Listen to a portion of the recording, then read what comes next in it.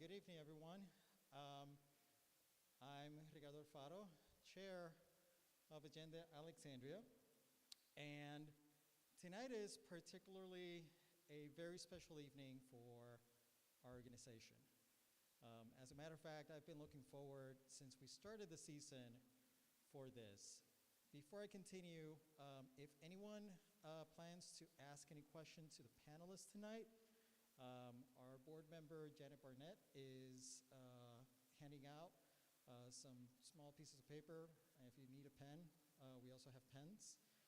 The way that agenda usually works is that you note your question down, and then throughout the program, one of us will collect them and hand them over to our moderator for tonight, which is Rod Kukra. And your question will be part of the conversation. Before we begin with our program, though, I'm really excited because I've been waiting for all season again to do this. As a matter of fact, it was 3 years ago that we last did this part. And I was actually elected board member at that meeting. So it's really significant to be here 3 years later to first and foremost vote for the slate of incoming board officers for Agenda Alexandria for 2022-2023. This, as you all know, as a 501c3, when I say you are our agenda, I mean it, for real. You are members. You are the reason why this organization exists. And for the past 3 years, unfortunately, we have not been able to do this part of the process. So part of the documents that were handed to you at the entrance, on one of the pages, you have the slate of officers for next year. I will read them out loud for the benefit of those watching online. So, for the position of chair, Rod Kukro. For vice chair, Elizabeth Seltzer. For secretary, Linda App. For treasurer, Scott Esham. Returning board members, Rod Kukro, Elizabeth Seltzer, Linda App. Myself, Val Hawkins, Henry Brooks, Ginny Franco, Michael Lee Pope, Christopher Lewis, Mary Harris, and Virginia Amos. New board members that we're thrilled to, that they'll be joining us is Fernando Torres, Scott Esham, we're saying that he's a new board member, but we all know that it's not a return, he's really a returning board member. Marilyn Teklu, and Troy Englert. As with any membership meeting, can I have a second to the motion? Second. Linda, I have no idea who said second, so you'll burn me later with the minutes. Is there any discussion? All those in favor, please signify by saying aye.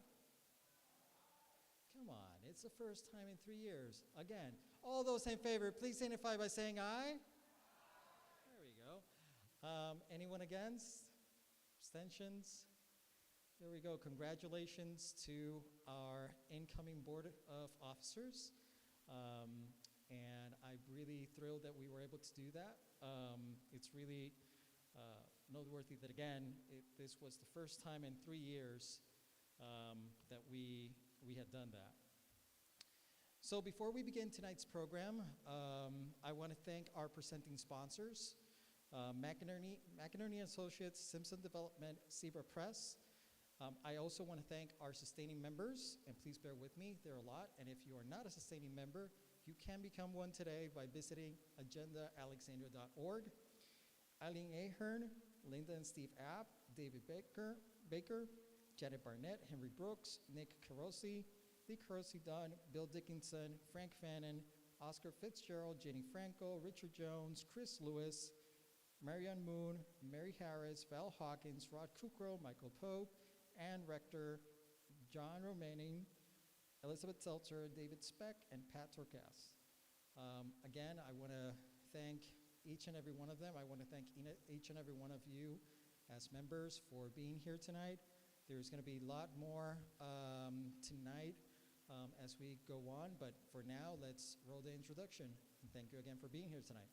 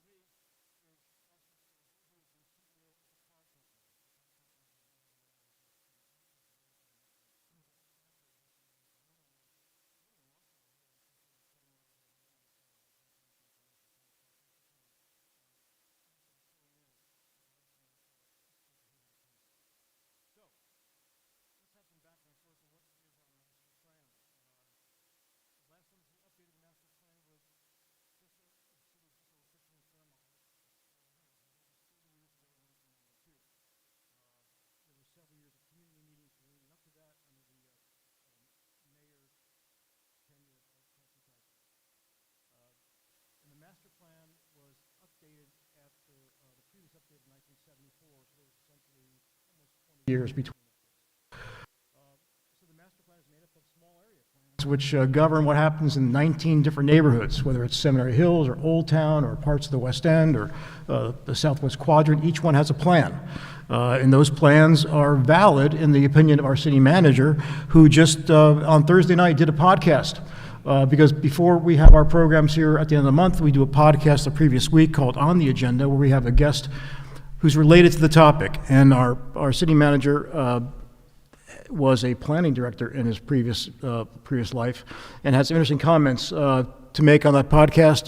The most important, I think, of which is that the small area plans are still valid in his view. They still govern after all these years, but he does not think that there needs to be a comprehensive rewrite at this time because he doesn't see any public demand for it. So that's status. Now, the difference with recent changes in the small area plans, such as have happened in discrete neighborhoods, such as in North Old Town, have been that in 1992, when changes occurred to the master plan, in many instances, and we'll talk about this maybe, is that there was a downzoning. I mean, heights that were sometimes 140 feet were taken down to 45 or 50 feet. The density of buildings as measured in floor to area ratio was reduced from as high as 7 sometimes to 3 or 4. So the city's vision in 1992 was for, frankly, a smaller city than was on the books from the 1974 plan. We can discuss whether or not there are any changes to the plan in a recent year where Planning Commission or Council actually downzoned when they've done amendments to the master plan, but I don't believe that's been the case, and that's maybe one reason why there's some degree of controversy on this issue. So we'll be looking at a number of questions on this, such as, does the city need to adapt to the needs of the community more? How do these modifications of master plans evolve over time, and how do developers and communities adapt to the reality of market demands? I want you to ponder one more data point, which I found interesting. I checked U.S. Census data today, and in 1992, Alexandria's population was 115,000 and change. Now the population, as of 2022, is estimated at 164,000, which is an increase of 42% over 30 years, or nearly 49,000 people. If that rate of population growth continues in another 30 years, Alexandria's population would approach 233,000 people. Just keep that in the back of your mind as you ask your questions. If you are going to ask a question, I ask you a favor. Penmanship counts, because I can't read everybody's handwriting, and try to ask it as succinctly as possible so that we can get in as many questions from this audience as we're able to. So, to each of you, I want to ask the same question, which is an adaptation of our title, based upon your experience, the roles you play. We'll start with you, Carter, in the end.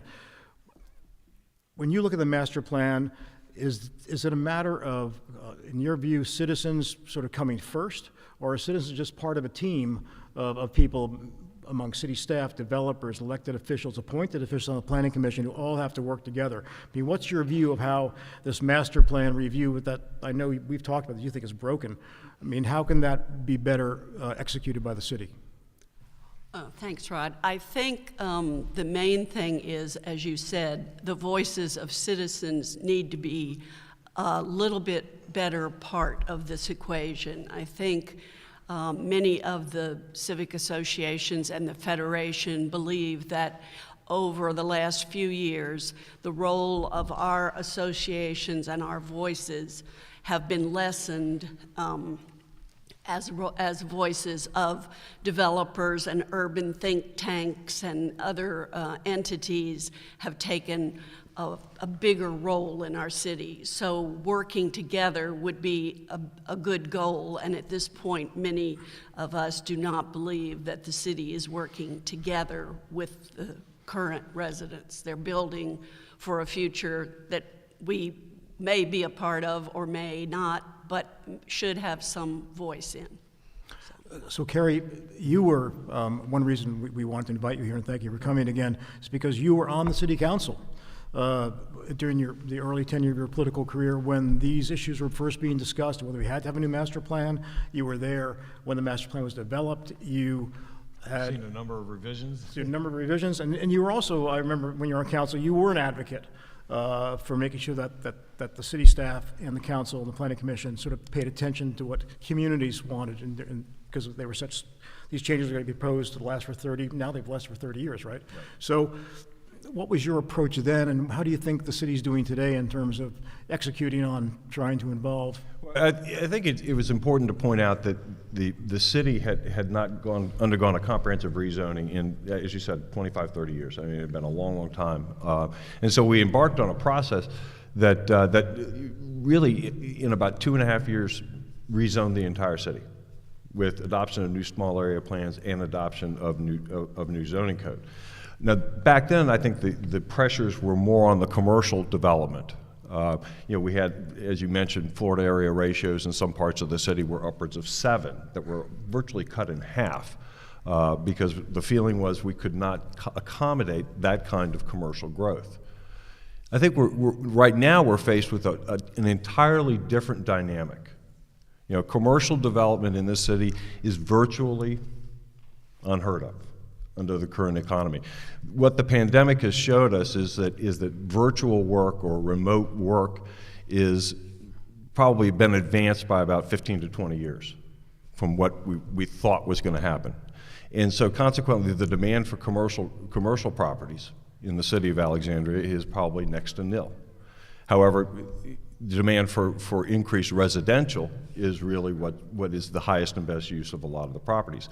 And it's an important dynamic because, the city derives the bulk of its revenue, 60–70% of its revenue, from real property taxes. And that's how we grow. That's how we provide services like education, public safety, whether it's fire, police, emergency medical, trash collection. All of those public services are funded by real property taxes. And so, to a certain degree, by state code and by city code, it's to our advantage to develop our real property, because that's how we can keep tax burdens low.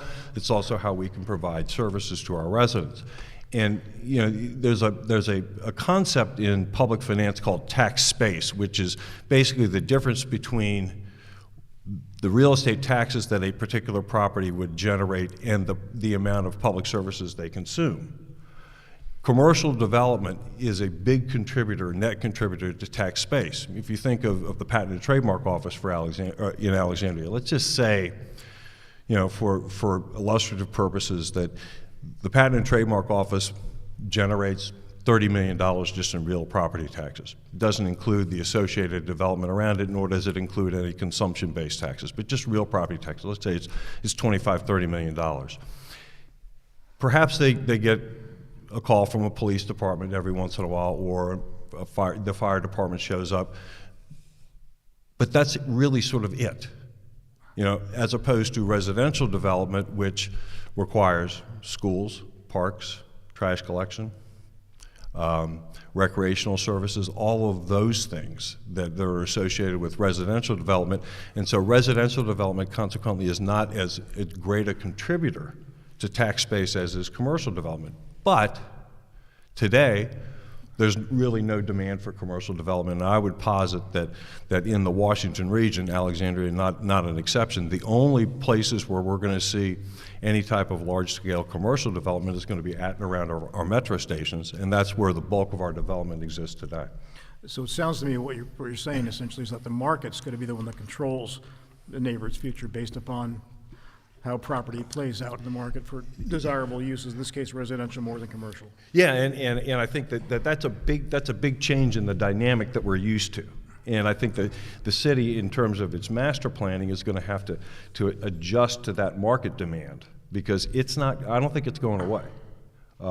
If anything, we're going to see more conversion of existing commercial properties to residential uses, because that's what the market is demanding right now. So Carl, thank you for coming once again. Some people in this room probably think you control their neighborhood's future. Do you see? It's a heavy burden. Yeah. There you go. What's your role here as planning director? Are you like a traffic cop between the city manager and the planning commission and council? You have to deal with civic concerns. You obviously get approached a lot by people like Austin. I mean, what role do you have in controlling a neighborhood's future? Oh, thanks. I have a couple of roles, but one of them, of course, is looking at that master plan. Whether the master plan is a Bible or it's the Constitution or something where you're constantly going to those words and saying, what did they mean when they wrote it? What does it mean today?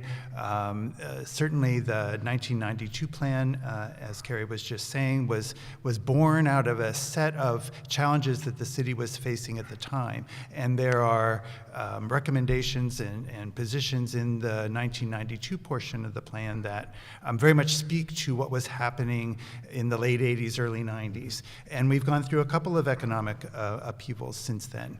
But there are many sort of guiding principles in those words that are still very much relevant and still things that can help guide us.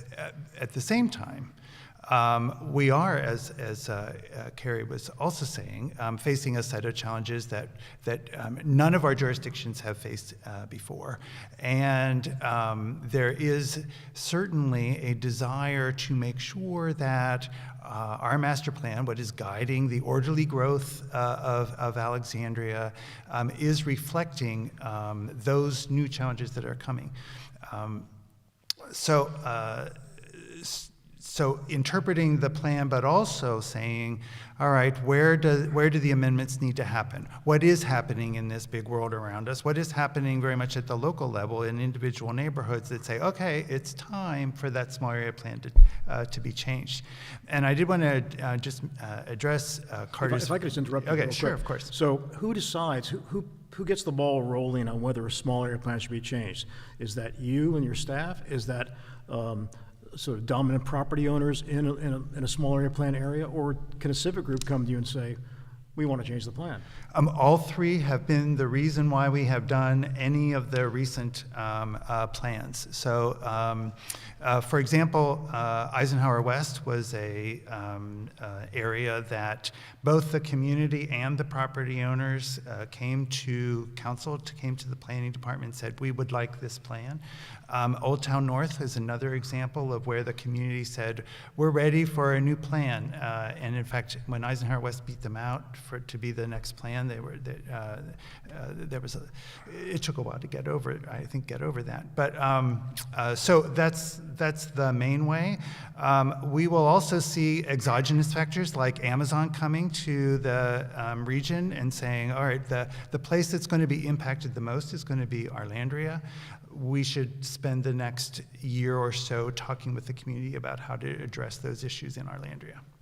Let me ask you one more question. And Carrie will remember this. Back when the city manager was a woman many people remember fondly, Willa Lawson, she had a rule with the planning department. If someone came to the counter with whether a variance for a garage in their backyard or a major development, she would always have the staff say, have you talked to the Civic Association? Come back after you've done that. Carter tells me that's not happening a lot. In other words, they often get, they're the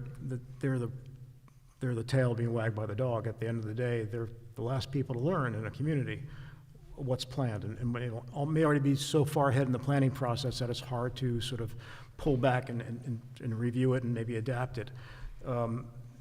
Is there any kind of standing rule that you have for your staff on how they tell people to engage with the citizens who actually live here already? Yes. So the requirement for a community meeting, whether it is literally with the Civic Association, but very often it is with the Civic Association, is still a fundamental aspect of the development process, and often it is multiple meetings. But the expectations for community engagement are not less now. They are far greater than they have ever been. And so this city council and my planning commission and even myself, the expectations we have are that people that have never been engaged before are also added to the mix, not in replacement of those who have had a seat at the table, but in addition to, because we do think that it's a stronger system the more voices are heard before a vote is taken. Okay, thank you. Austin, you have real-world experience in North Old Town on these very issues we've talked about. Looking at commercial versus residential. You helped sort of help develop the concept for an arts district in that area that's still being built out. So we've already heard about how the other three panelists view the roles that they've played before or play today in terms of planning development. How do you as a CEO of car companies come to the table and sort of where do you go first when you have something you want to accomplish with property that you own? Well, I mean, it fundamentally starts with the rules that are in place. It starts with the rules that are in place. So it starts with the overall zoning and a small area plan. Within that context is how we shape the initial concepts of what we think is viable, not viable, and whether or not we think we can move a project forward. It does start, though, to Gary's point, with what is the market demand? I'm not going to go, just because I'm allowed to build a hotel, for example, in a zone, doesn't mean I'm going to build a hotel if market demand is not there for it. And certainly at this point in time, I can't imagine anybody building an office building anytime in the near future. In the majority of locations, certainly not in Old Town. So I guess it starts with what the market demand is. Is it a location we like? And then very quickly we get into what does the zoning allow for in that area and what is the process we have to follow. Development is often portrayed as a very fast-moving, very exciting business. It is in fact not. I happen to love it, but it's not fast, and sometimes it's not very exciting. If you talk about an entitlement process that takes 2 years, and a building that takes 2 years to build, and then to stabilize it takes another 2 years, roughly, a lot can happen in 6 years. We've all seen what's happened in the last 6 months with interest rates, with oil prices, with everything that's going on in the global economy. A lot can change pretty quickly, and so if we don't see a path that we understand from a zoning and entitlement standpoint, a developer's really not going to risk the time and the capital to follow through with the project that takes so long to bring to fruition. I also would say that if any developers do have a big voice in the process, I'd love to meet them because I don't seem to have much of a voice ever. But you know, we are a part of the process, but the rules are set in place by which we have to adhere. Otherwise, we don't start down the process to begin with. And generally speaking, when you propose a project and you've had the property in your control and possession for a number of years, you know what you paid for, you know what it's worth, you know what the market value is. I want to ask you about a phenomenon that we see a lot, and it's written about in the press in the Post and in the Alexandria Times and on NPR. inevitably, it seems, is that someone will come in and say, I've got this property, I want to develop it, but I need more because it's appreciated value over time, or I paid more for it than I should have. In other words, the city's being asked to sort of take that into consideration, which, of course, on the other side of the coin, people like Carter and her colleagues in the civic community were going to say, well, you know, you made the decision to buy it, and you know what the rules are. And you started talking about the rules. So how often does that happen with car company properties? Is that a smart strategy to bring to the table when you have what can often be a very divisive issue in a community? I mean, if the question is asking for more than what's currently allowed by the zoning, and by allowed, I mean by right or more likely by DSUP, right? So Either. And so if it's allowed through DSUP, I think that's one thing. There's a process that's set forth. You know what you can get on the high end or not, and you have a process to follow and a path to pursue. If it's above and beyond what's allowed through the zoning and the small area plan, I wouldn't describe that as a strategy. It's certainly, I suppose, a hope that you can get something done. We have not been down that path before, but we develop almost everything under the DSUP process, which by nature is a public process. It is open to obviously public votes, interpretation, and negotiation in terms of what is possible within a set forth context that we have to adhere to. So it sounds like pushing the envelope on those issues might actually present more risk to your company in a project than. If you're trying to push beyond what the zoning will allow, then yes. Okay, all right. Carter, I'm going to get back to you. So you tell us about the Federation and how you all deal with development issues. I know that you have monthly meetings. I think they're still held in City Hall, correct? Well, not for 2 years. Well, but they'll probably go back there eventually. Virtual. But you always seem to have city staff there who give you all as a group a briefing on the major development questions of the city, Yes. right? Yes. And then you can all talk about that as a group or back to your own civic groups. What happens after that process? I mean, is the outcomes, given the city staff interest in being at your meetings, are the outcomes what you'd expect? And if not, what are you all doing wrong? Well, I don't know that we're doing anything wrong. I think maybe the process is, as I say, a little bit slanted.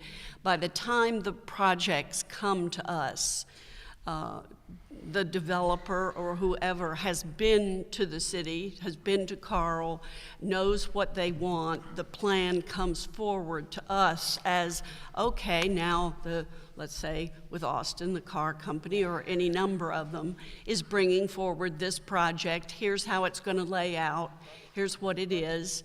And if you all want to accept it, fine. If you don't, well, you can speak up at the council public hearing or at the planning commission. But as I say, I think for those of us involved in civic associations and in the Federation, the process is far along by the time the citizens understand what's involved and what might be changed. It's like, oh, well, now we can't change. That will cost the developer a lot to change that plan. So, like it or leave it, So I just think that for the Federation, we would like to see more open conversation before a project reaches its concept one final phase. We'd like to hear ahead of time. They're thinking of doing this. They're thinking of converting,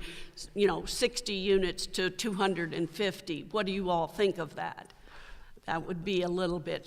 So have you had occasion, though, or any of your member organizations had occasion to go to Carl or to Mayor Wilson and say, hey, listen, this is a big deal for us. We need another month to think about it. I know when we had Mayor Donnelly, and those particular members of council, it's a different council now, there was often sort of like, okay, you can't take forever, but if you want to look at this, we'll hold it. We won't hear it at the planning commission or the council for another 30 or 60 days to let citizens do their thing.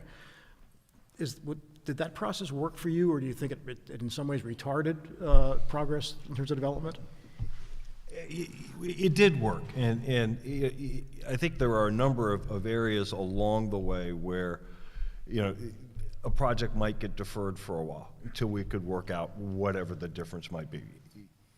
there certainly is at the staff level, before they bring it forward to the planning commission, there's always that opportunity. We've had, and Carl can speak to this probably more accurately than I can, but there were a number of times where staff would defer action on a project until issues were resolved. Same thing with the planning commission. The planning commission, just because the application, the DSUP or the transportation management plan or a rezoning, just because it's up before the planning commission doesn't mean they have to act. They, by state law, can hold something in abeyance. As a matter of fact, there were probably a number of times when council was ready to make a decision and planning commission, rightfully or wrongfully, deferred action and held it at their level. It doesn't get to the council unless the planning commission acts. And likewise, I think there were a number of instances where we would defer action on an item for 30 or 60 days until issues were resolved. Now, again, that was a number of years ago, and there are always going to be the push and pull of pressures. But I think it is not accurate to say that the council or the city is always looking in the developer's favor. But as I mentioned, under our way of governing in the Commonwealth of Virginia, there is an inherent incentive for this locality and every locality to develop their real property, because that's how we derive the revenue to provide services to our citizens. Right. Carl, if you want to add, Sure. Carrie said it's fine, but I also want to ask you a subsequent question. Right now, because of Alexandria's proximity to the district, inside the Beltway, the arrival of Amazon, the arrival of the Virginia Tech campus, there's a lot of discussion of sort of new urbanism principles for the city. Where you have some people who say, yes, in my backyard, go ahead and build that stuff. We want to live in a place that's more like Clarendon, as opposed to, say, the way Delray is, right, with sort of a main street that goes back 115 years. How is that playing into this sort of your consideration now of things that are coming forward when you have this, maybe the neighbor group saying, we're kind of done here. We have enough density, we'll even pay more taxes, but some people who want to move in because they want to work at Amazon or they want to go to school at Virginia Tech, and they say, go ahead and give us, more density so we can live more like we lived maybe growing, when we came from Brooklyn.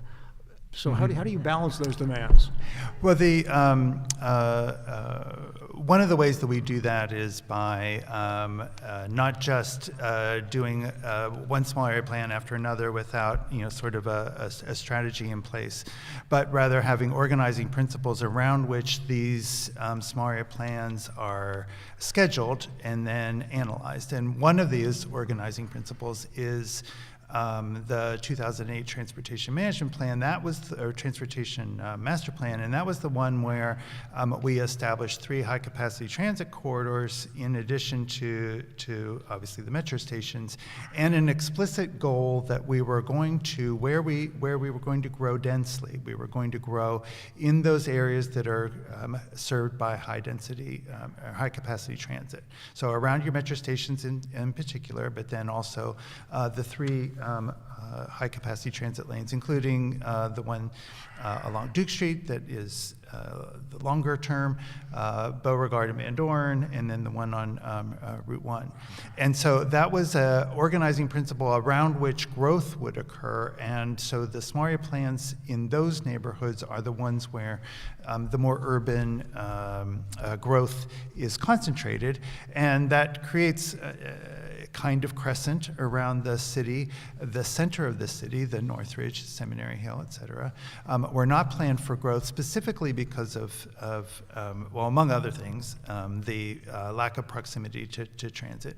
And so those have remained not a place where we have replanned for the purposes of adding density. Well, let me follow up if I can. And this is one of those difficult questions, but it's hard to escape.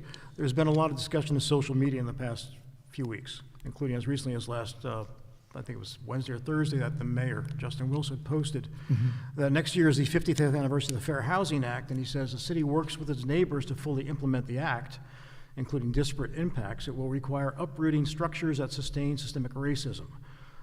He's spoken about this before, and essentially what he's talking about, and you and I have discussed this in preparation for this panel, revisiting whether or not single-family housing zoning is in and of itself something that ought to be revisited in the city. Can you sort of fill us in on what's happening there? Sure, and I should say first, because I'm a planner of a certain age, so I've been a planner for quite some time, that just personally, I feel that I have responsibility as part of the, sort of the regulatory infrastructure that allowed what started out as an intentional disinclusion of people of color from neighborhoods, single-family neighborhoods in particular, intentionally keeping families of color from wealth-building opportunities through real estate, and that for years, we pretended it hadn't happened, and that it was okay because we had legislated that people couldn't be discriminated against. But that ignores the long-term impacts that has had on our community and on those families. And so my own feeling is that it's a good idea for the community to come together and start talking about those things. What comes out of those conversations? I have an extraordinary optimism about Alexandria and its ability to talk through issues like that and come up with the right approach. But I believe that those conversations would be healthy, and I look forward to doing my part as part of those. Do you think that conversation has actually begun, or do you see that happening at some point in the future? I think it is beginning already. Yes, we have done some work in the city, and then city staff, but also folks outside city staff have done a lot of research on how this played out in Alexandria specifically, because I think there's a feeling that it's important to see local examples of how that played out here. And that work has been done. I think it's not yet been shared enough for the conversations to start, but I think it's a good time. Austin, I want to ask you a question about something you and I talked about Friday. And that is, in your role as a developer now looking more at residential, as you admitted, than commercial, I don't know how much you want to get drawn to this whole new urbanism argument, because your job is not to be social policymaker, but to make money for your investors, right? And to build a project that's suitable for the zoning that's allowed. But one of the issues in Alexandria right now is that there is, I think, an amendment on the table by Carl's department to provide density bonuses for affordable housing. It doesn't necessarily mean there has to be actually affordable units built in a building. You could just make a contribution to a trust fund for money to be spent later. But as part of that, because we've talked about home ownership being an important part of sort of righting past wrongs, in the state of Virginia right now, the city can't say to you, if you come in with a property and say we want to develop 400 units and they're apartments, the city can't say, well, you know what, we'd like those to be small condominiums, so that they're an entry-level place where a teacher, a firefighter, a nurse can own some equity and then sell the property, as opposed to being upon that, some people consider being a renter. Some people like it, but some people think it's like a hamster wheel, right? Because you're stuck on it. If you want to get off, there's a price to that too. Would it be good city or state policy to allow there to be at least some sort of direction to developers like you to say, condos are a better way to go because we want to encourage real affordable housing and home ownership?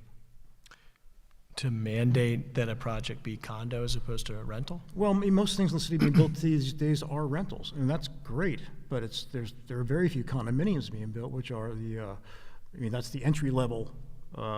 That's the entry-level way for people in Alexandria to sort of establish equity. Auburn Village is an example. Park Fairfax, these were all built as garden apartments. Now they were converted to condos years ago, but that's where you can go if you want to spend under $200,000 and have a place to live where you own it, as opposed to paying rent. Sure. So I'm just asking, does it matter that much to you as a developer if it's a rental unit or a condo? Can you make out as well in the end? It's not necessarily a matter of making out as well, but if you start to put condo units within a rental building, that becomes problematic because some people own the units, some people rent the units, who then controls the overall building. In an entirely condo building, the condominium association controls it and they elect who they want. So If you're talking about taking a project that is slated to be rental and mandating that a portion of it be condo, you're fundamentally changing the business plan. I think that would be difficult. Having units actually delivered that are affordable and that are part of the project in a rental building or a condo building that's either going rental or condo to begin with is a different story. We are delivering units within our rental projects, they happen to be rental, that are affordable units that are going to be built on site and in these neighborhoods. So we are delivering them as a developer, and I support doing so and any additional incentive that would make more of that possible. We will build more of it. I think the development community will build what they are allowed to build and what they are able to build.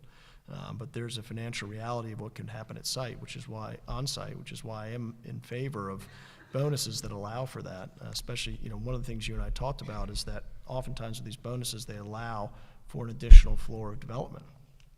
Well, if you're talking about a 6 or 7 story building or buildings that are taller than that, the difference in terms of how you experience that building at human scale, walking down the street, where there's an additional floor on the roof, when you look at it in plan view, you can see there's an additional floor. When you're walking by in the street, are you really impacted significantly or materially by the fact that there's an additional floor?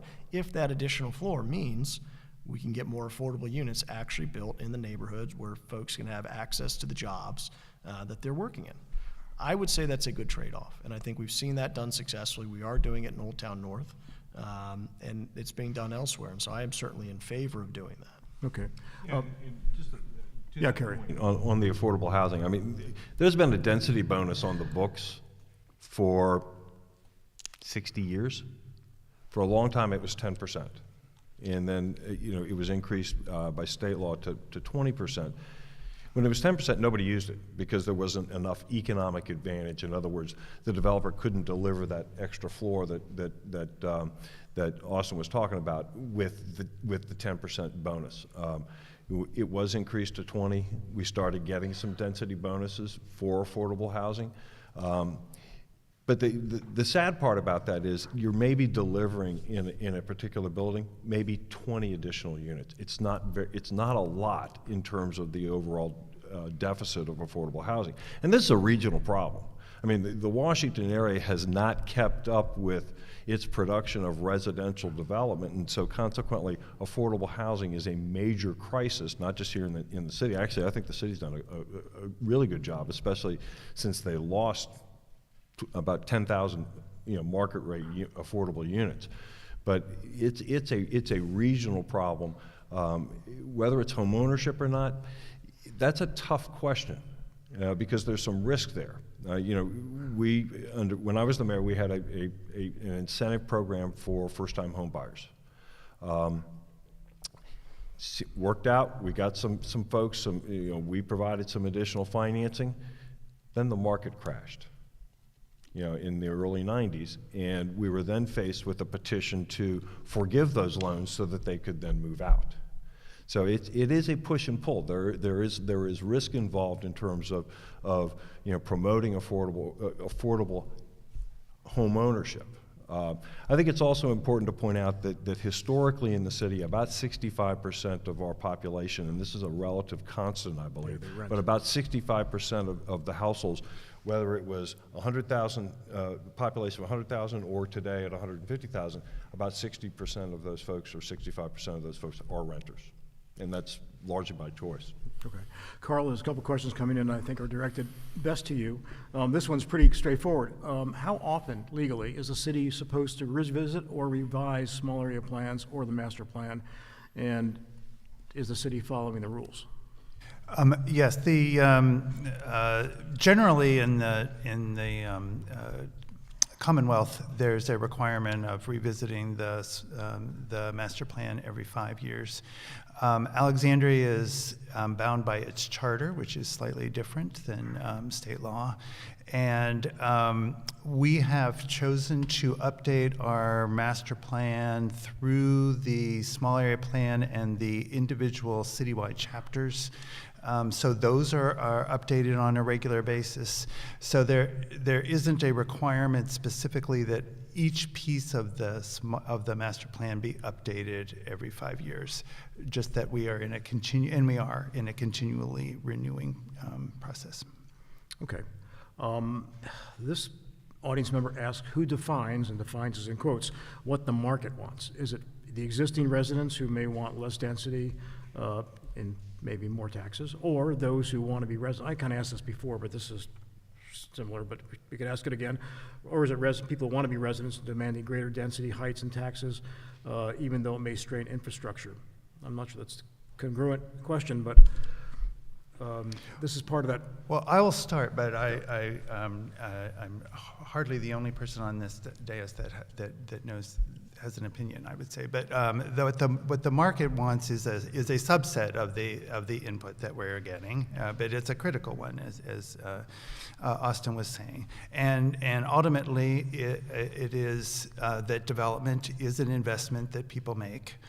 And people that have money to invest are evaluating options for investing that money. And the market tells you, is there going to be a suitable return on my investment if I invest in real estate development? Or should I be putting my money somewhere else? And even within real estate development, should I be investing my money in residential or commercial or something else? So I think that's my summary of what the market is whispering to us. Yeah, and I think that's certainly market in terms of what projects are viable and who the end users will be. If we build these projects and nobody rents them or nobody buys them or nobody stays in the hotel rooms, they're not going to be successful. But, I was part of the Old Town North Small Area Plan, and I think that was from my point of view, a very good and very active process that created a market by taking all stakeholders' views into opinion. There were developers, myself, I sat on it, where I could weigh in on what I thought was viable. What I thought, if you want to incentivize development or you want to determine what can be built here, you're not going to get a hotel, you're not going to get office buildings, it's going to be residential. So we can focus on that, residential with retail, and what is worth it for the community. What would the community like to see? That's how the Old Town North Small Area Plan came up with the Arts District, the Old Town North Arts District. So community stakeholders of all different types, business owners, property owners, developers, homeowners, everybody was involved, policymakers. And I thought it was a very good and active process that was very lengthy. And so, and you made the comment earlier about, and I hear this a lot, and I think it's an important comment, that it feels like a plan when it first comes to a civic association or their neighborhood group is very far along. But that's because the zoning is in place. The small area plan is in place. The project, in fact, may be very early stages, but it might feel far along because you bring a project forward when you know what is possible, when you know what's in place from a zoning perspective. So just because it's already hitting all the four corners of the small area plan, and it seems to be far along on paper, it's because it's been set forth in advance through these small area plans. And so just because it comes forward looking fully baked is not necessarily the case. If we didn't know as developers what was possible to build in an area and what the process was, we'd have no starting point to negotiate with the landowner to sell the property to us to begin it. So if we don't have that starting point, the game really doesn't even begin. So I think that's an important point I just wanted to say from our perspective that I do hear a lot as well. So Austin, if let's face it, you have a large staff at a company, whereas these civic groups have volunteers of varying degrees of investment and time. If they find out about something late and they want to come to you and say, "Whoa, wait a minute," are you inclined to sort of, as Kerry mentioned, that happened during his tenure as mayor, say, let's sit down and try to work out whatever disagreement might exist here, so it doesn't become sort of a profiles and courage issue for either side? We have done that a number of times, but I would actually say that, at least from our standpoint, the nice thing about Alexandria and developing in Alexandria, it is not a very big place. It is a small, relatively small community, and we have had good success getting out early, meeting with neighborhood groups, meeting with stakeholders, so that people aren't surprised by our project. I can't think of the last time somebody's been surprised by our project. So we do get input very early on, and there have been times where people have come late and said, well, hey, we want to sit down and go look through it.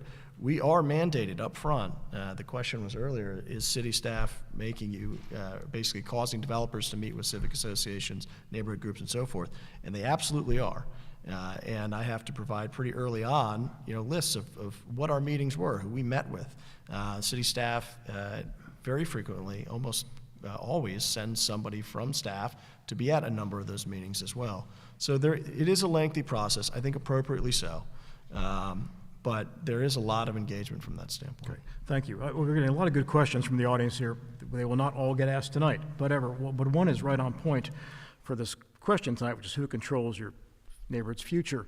And Carl, this may be best addressed to you. The question has to do with what is the role of the Washington Council of Governments in shaping development in Alexandria. I think the writer is talking about the fact that there was a goal proposed by COG, which is the acronym for the Council of Governments, in terms of housing construction, and Alexandria was one of 3 jurisdictions in the area. Not all jurisdictions signed on to it and said, yeah, we'll pledge to build to that goal. So is it a binding organization? I mean, what's Alexandria's membership there require of the city? Well, it's not a binding organization. In fact, I think the positive thing that Alexandria has tried to take out of this, it's a membership organization. It is a place that convenes all of the jurisdictions in the region to work through issues that we're facing. And Alexandria's participation is helpful because Alexandria is small enough that what happens in our neighboring jurisdictions impacts us to a higher degree than, say, Fairfax County is impacted by its neighbors. And so through the discussions with the Council of Governments, we were able to bring forward a discussion about, well, how are we going to collectively solve the affordable housing issue? And so through targets that jurisdictions could either sign on to in varying degrees or not, the collective responsibility for addressing the affordable housing issue was brought forward. And even in the jurisdictions that have not formally signed on, there is greater effort toward solving the affordable housing and the housing supply crisis. So I feel that our interactions with the Council of Government have been a net positive for the city because we've actually been talking to the bigger players and having them listen to the issues that are of importance to us. But if I just might add to that, with the COG housing goals that were adopted by council, I testified before council on behalf of Civic Association on that matter. And at the time, it was portrayed as an aspirational goal, not a firm goal. But I will say that those of us who have followed things in Alexandria are quite aware that it is a very firm goal in Alexandria. And Alexandria and the District of Columbia are the only two who took those targets and said, yes, we will meet them. Montgomery County started to, and then their county executive overruled them. So we are one of two, and Carl is right that other jurisdictions are doing what they feel is appropriate for their jurisdiction as far as creating needed affordable housing. But I think civic associations and the Federation had a little bit of trouble with this quasi-governmental thing coming to Alexandria and saying, as the most dense city in Virginia and the most dense in the region, you need to create this number of housing units, and you all figure out how to do it. And obviously, the city is well on the way of figuring out how to do it, but it is density. Kerry wants to speak to this, I think. Well, I served on the COG board of directors for a long time when I was the mayor, and also served on the transportation planning board. And those recommendations are just that. They're recommendations. They are goals, whether we agree with them or not. And I think what Carter's saying is that, well, a lot of jurisdictions say, okay, we'll do our best. They haven't signed on. Alexandria had signed on, and I guess the district did as well. And I think it's important to point out that that's not anything new in Alexandria. Alexandria has had a long history of commitment to affordable housing. Sometimes we do a better job, sometimes we lose some. I mean, we're the only jurisdiction in Northern Virginia that actually has public housing, and that is by policy. And we have as a city agreed to provide, a certain number of Resolution 830, a certain number of public It's housing about units. 1,600 units, I think. Yeah, well, I think it's probably in that range. Yeah. In that range, we were a city in the 70s that participated in the HUD 236 program, which allowed us to have private development of affordable housing, and that housing had to stay affordable for the life of the mortgage that was held by the Housing and Urban Development. When we lost 10,000 affordable housing units, market rate affordable housing units, is when those mortgages paid off about 30 years later. And so thus we had another crunch. We've also been incredibly innovative, primarily using the low-income housing tax credits. I mean, the fire station at Potomac Yards, 150 affordable units up top and a fire station below. The redevelopment of Carpenter Shelter, 100 affordable units, and these are affordable to 40 to 60% of area median income, 100 affordable units up top and a homeless shelter on the ground floor. We've seen a number of our faith communities, sell off a fair amount of their property and use low-income housing tax credits for affordable housing. And these are all partnerships, but housing the workforce is a role of government, not just here in Alexandria, but in the entire region. And that is going to be the success that we have as a community. When you talk about how the city has grown in population, well, it's grown in population because people want to live here. Whether it's because of proximity to the district, whether it's because of transportation, whether it's because quality of life, they want to live here. And I would posit that a city that stops growing is a city that will start dying. Okay. I've got a couple questions here that are related, and I think it's interesting because it talks about the industrial space in Alexandria, which is quickly being lost. These really aren't parts of neighborhoods per se. I mean, they exist near neighborhoods, but Oakville Triangle, places that do automotive work, sheet metal shops, a lot of those are going away. Automotive, I mean, Tony's Golf, a lot of places that use to service your car. And with those, the jobs go.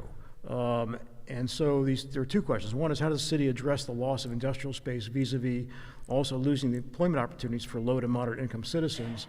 And what role, if any, can developers play to encourage and provide employment opportunities for residents when they replace the industrial zoned properties? Because it seems to me, from what I've learned today from the four of you, is quickly Alexandria's become nothing but mostly a residential city.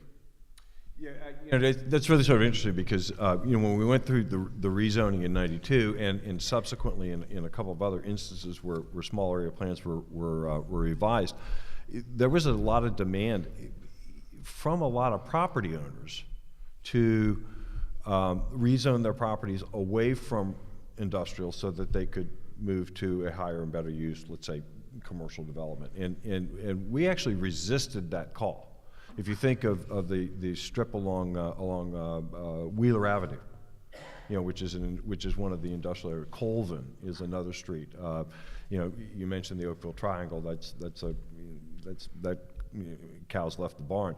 But we actually resisted moving or rezoning and removing the industrial uses because we wanted to have not only those jobs for our residents, but the services that those businesses provide to our residents. I mean, automotive, for example. I mean, if we get rid of all of the light industrial zoning, you're going to have to go to Fairfax County to get your car fixed.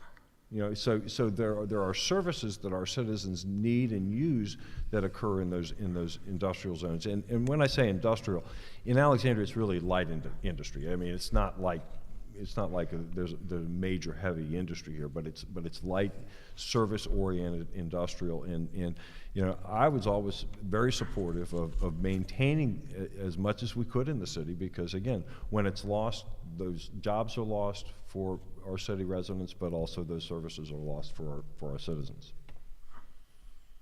Thanks, Gary. There are a lot of good questions here. Carl, with regard to the small area plans, where is the stuff we were promised? This talks about rapid and high-priced development as that proceeds, that the public benefits of the development, open space parks, trees and lit sidewalks and recreation. though you often don't see those benefits. I mean, one thing that's frankly rankled me over the years is now open space provided by a developer can be a rooftop, green space that only is accessible by the owners of, or the residents of the property and not the public. So is that a valid complaint to say maybe the city's not doing enough to make sure that amenities that should accompany development are actually being installed? I would say actually we're doing a really good job on that. There is a sort of a time issue because, of course, when we go through the small area plan process, we're saying, all right, developer, we're going to give you the opportunity to develop more on your property, and in exchange we're going to ask for contributions toward open space or arts facilities or other things.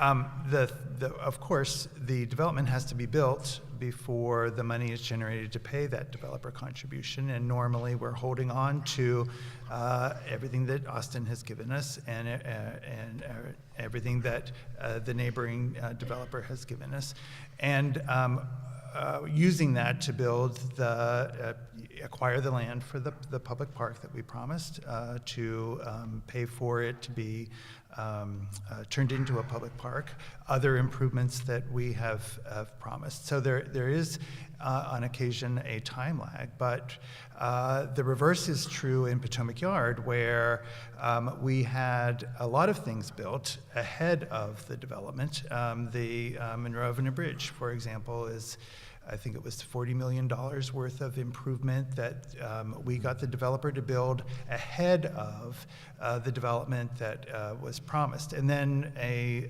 economic downturn occurred, and it was quite some time before that actually was able to be caught up. So it depends very much on the small area plan itself, but each one of the small area plans has built into it a set of amenities or things like open space that are required to be delivered. In terms of the open space on roofs, open space has always been a mixture of private and public open space. So when single-family residential was developed, much of the open space was in people's private yards, and people didn't invite the public to have a barbecue in their backyard because there was a recognition that some open space has to be private and it's available for the people that live there.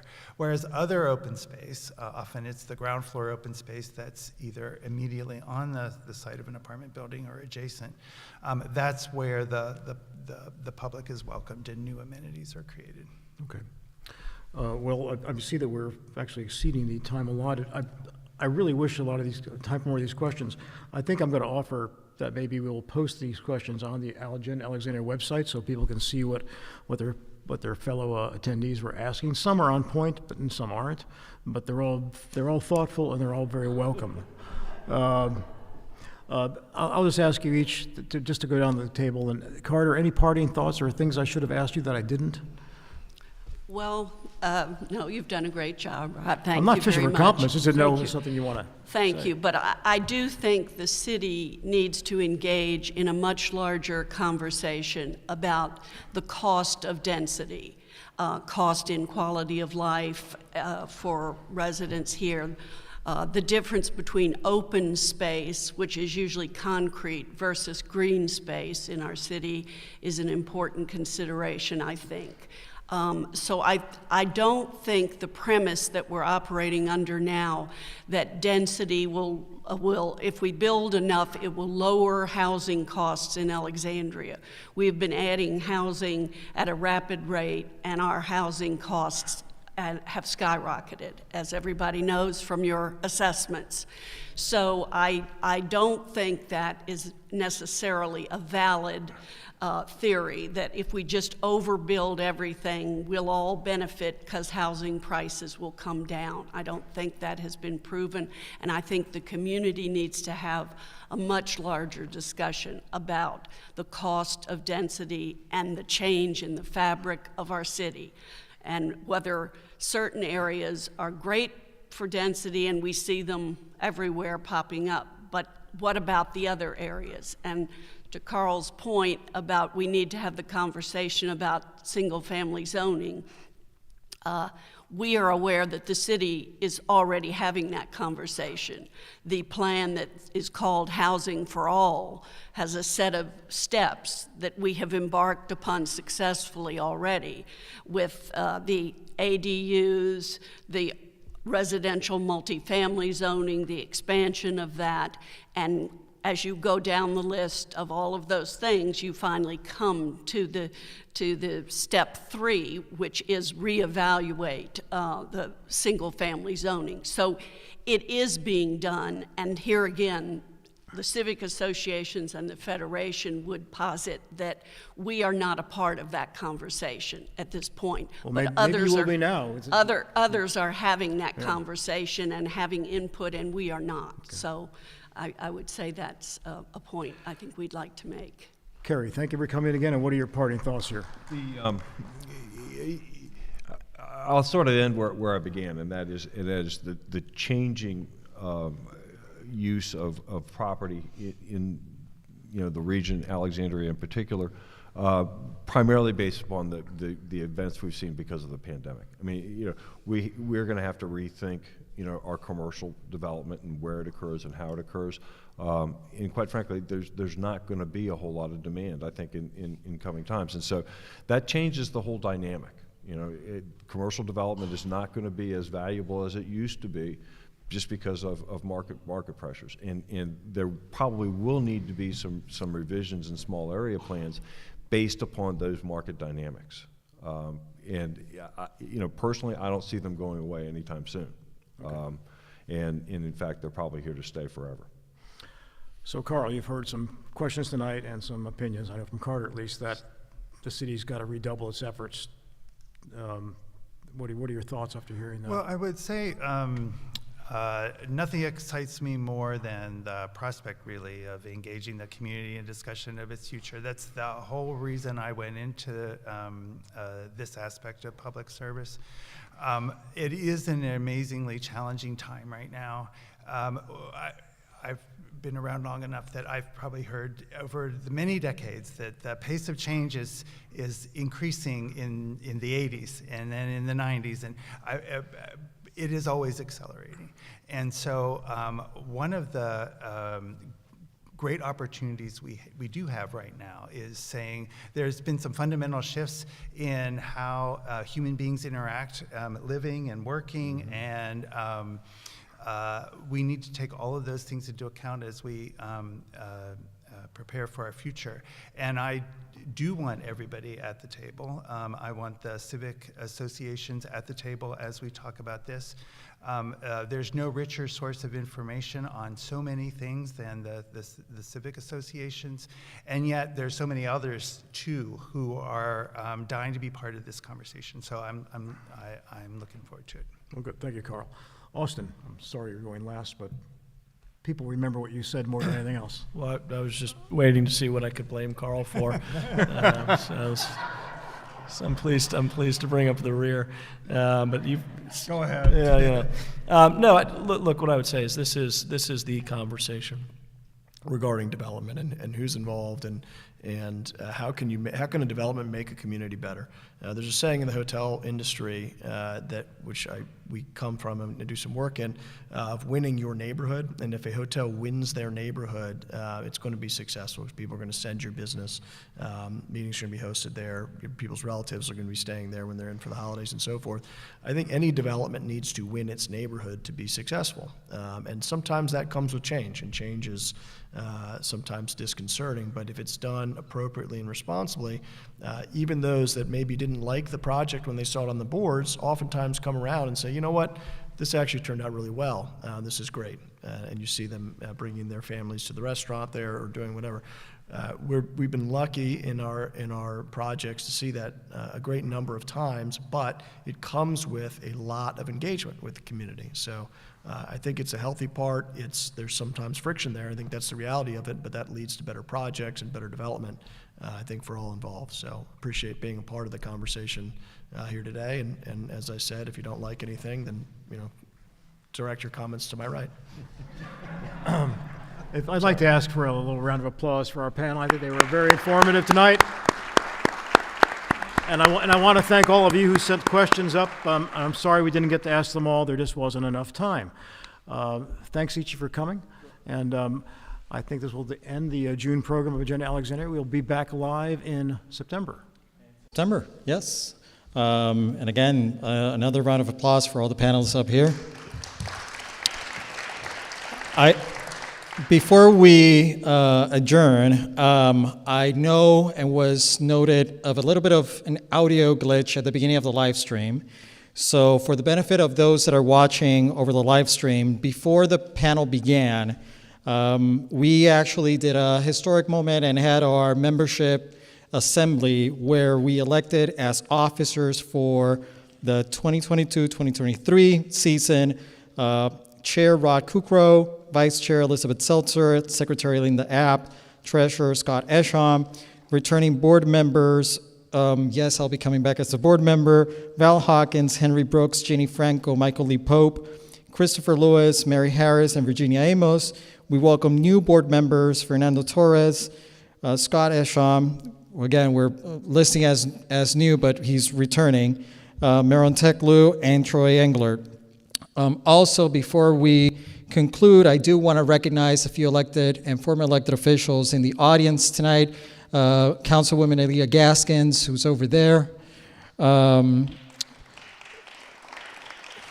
Former mayors, Carrie Donnelly, thank you for being on our panel tonight. Former Mayor Allison Silberberg, thank you. Former Vice Mayor Bill Cleveland. I also want to thank a few folks who really made this season possible. From ALX community, and I hope that they see this live stream, Kylie and Kelly Grant from the Zebra Press, Grace Arnold and Mary Watland, our social media manager, Emily Arndt, our executive director, Pat Miller, who again, the tablecloths are amazing, amongst many other things of putting all the logistics together, the students from the Alexandria City Broadcast Club who have been doing the live stream.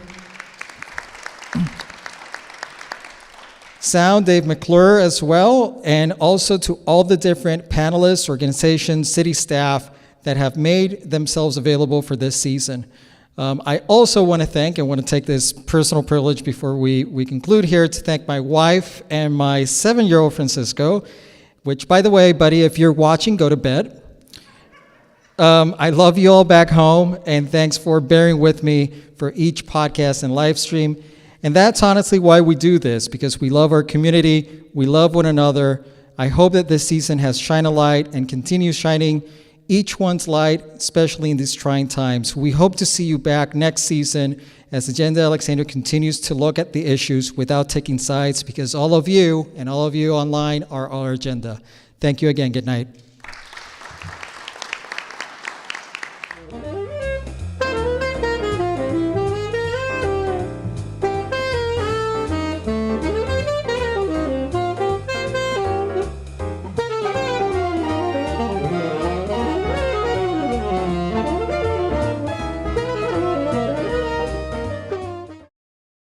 This is Agenda Alexandria, a nonpartisan organization that takes a look at the issues without taking sides. Whether it's the city's sewer system, education, public safety, climate change, or perhaps a look back into Alexandria's history, Agenda Alexandria is here to shine a light. What makes the organization so successful is our people. The people who run it, our panelists, our moderators, and of course, our members. Agenda Alexandria is a member-funded organization, and we invite you to become one today by visiting agendaalexandria.org.